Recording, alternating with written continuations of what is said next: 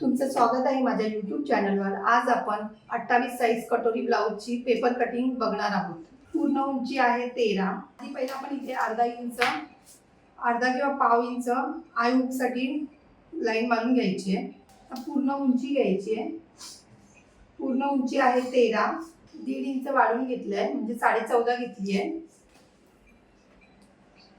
Shoulder घेतले 5, मुंडा 5.5,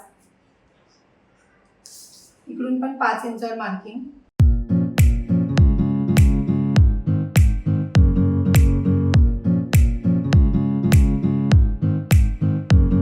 छातीचा चौथा 28 छातीचा blouse आहे। 7 म्हणून घेतलंय। 1.5 इंच शिलाईला। तुम्ही 2 ठेवलं तरी चालेल।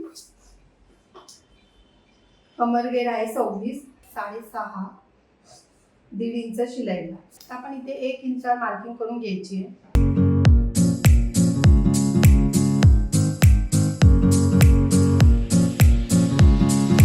तुमचं शोल्डर जर 5.5-6 इंच असेल तर तुम्ही अर्धा इंच आतमध्ये घेऊन मग इथून 1 इंचावर मार्किंग करून घ्यायची, नाहीतर इथे खेचलं जातं। जर 5 शोल्डर असेल आणि चेस्ट तुमची म्हणजे 36 वगैरे असेल, 36 किंवा 38, तर तुम्ही काय करायचं, इकडे अर्धा इंच पुढे करायचं, म्हणजे अर्धा इंच इथे घ्यायचं पुढे। कारण की शोल्डर तुम्ही 5च ठेवले, कारण की डीप नेक आहे। डीप नेक असेल तर तुम्ही इथून अर्धा इंच आत घेऊन मग ही लाईन मारायची आहे, नाहीतर इथे कसं खेचलं जाणार आपलं भाग। 2 इंच गळा रुंदी 2 घेतली आहे। पुढचा गळा 6, इथून पण 2 इंचावर मार्किंग करून घ्यायची। हे बघा, आपलं हे नेहमीचं कटिंग असं झालेलं आहे। आता आपल्याला कटोरी ब्लाउजची कटिंग करायची आहे। ते आपण आधी 2.5 इंचावर मार्किंग करून घ्यायची। इथे 2.5 आणि इकडे पण 2.5, ही सरळ लाईन मारून घ्यायची आणि 2.5च्या वरती अर्धा इंच। हे बघा, असं थोडंसं सेट द्यायचा। तर कटोरी आपल्याला कटोरीचं माप आपलं 5 आहे। हे बघा, म्हणून 5 वर मार्किंग करून घ्यायची। इथून 1 इंचावर 1 किंवा पावणा इंचावर घेतली तरी चालेल। ती आधी सरळ स्ट्रेट लाईन मारून घ्यायची। हे बघा, आणि इथे 2.5 इंच किंवा 2.25 इंचावर मार्किंग करून घ्यायची। आणि आपल्याला आता कटोरीचा सेट द्यायचा आहे।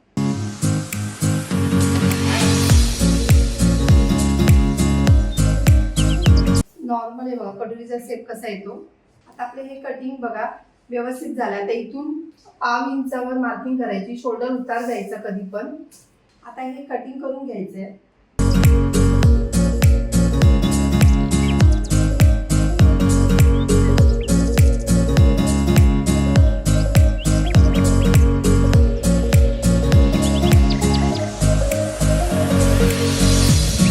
आता आपण कटोरीला थोडा शेप द्यायचा आहे। इकडून थोडासा असा राऊंड शेप द्यायचा, जेणेकरून आपली कटोरी व्यवस्थित होते। बघा, थोडासा पाव इंचाचाच दिलाय मी।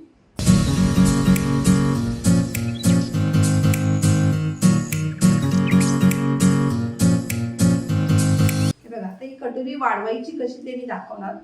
हे बघा, आता आपण हे असं सरळ ठेवून आधी त्याचा सेट द्यायचा आहे।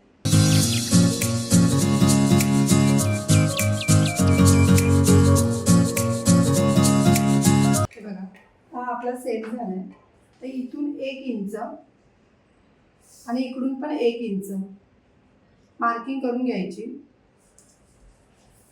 तर इकडून किती येते बघायचं आहे। बघा, 6.5, तसंच इथे 6.5 वर मार्किंग करून घ्यायची।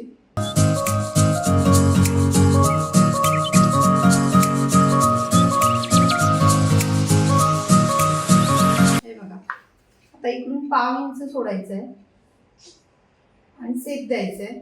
आता ह्या दोघांचा मध्य काढायचा। हे बघा, मध्य काढला। इथून 1.5 इंचावर मार्किंग करून घ्यायची। 1.5 नंतर 1 इंचावर जर केली तरी चालेल।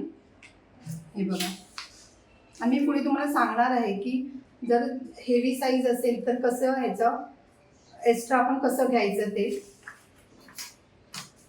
तुम्ही व्हिडिओ पूर्ण बघा। इथून 2 इंचावर मार्किंग करून घ्यायची, स्ट्रेट लाईन द्यायची, 1 इंचावर मार्किंग करायची आहे। आपण जो इथे 1 इंच वाढवले ते, हे बघा, हे कटिंग करून घ्यायचं आहे। हां, आणि मी तुम्हाला हे बघा सांगते, जेव्हा आपली साईज 38-40 असेल किंवा 36 असेल तेव्हा इथे 1.5 इंचावर मार्किंग करून घ्यायची। ते 1 इंच ठेवलं आहे, इथे 1.5 इंच, इथे पण 1.5 इंच आणि इथे पण 1.5 इंच आणि इकडून पण 1.5 इंच मार्किंग करून घ्यायची। मग आपली कटोरी व्यवस्थित येते। हे कसं 28 साईजचं ब्लाऊज आहे, त्यामुळे इथे 1-1 इंचावरच मार्किंग करून घेतली आहे। आणि पफ आपल्याला जास्त नको आहे। 28 साईजला नॉर्मली पफ लागतो, जास्त लागत नाही। आणि जर त्याची चेस्ट जर जास्त असेल, हेवी असेल, तर तुम्ही 1.5-1.5 इंचावर मार्किंग केली तरी चालेल। पण नॉर्मली 28 साईज आणि 30 साईजला 1-1 इंचावरच मार्किंग करायची आणि त्याच्या पुढे 32-34 असेल तर 1.5-1.5 इंच मार्किंग करून घ्यायची।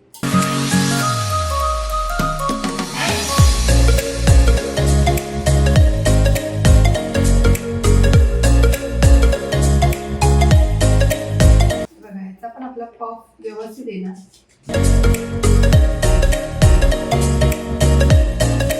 आपल्याला नॉर्मल पफ पाहिजे म्हणून ते आपल्याला कमी आपण याचा केलंय।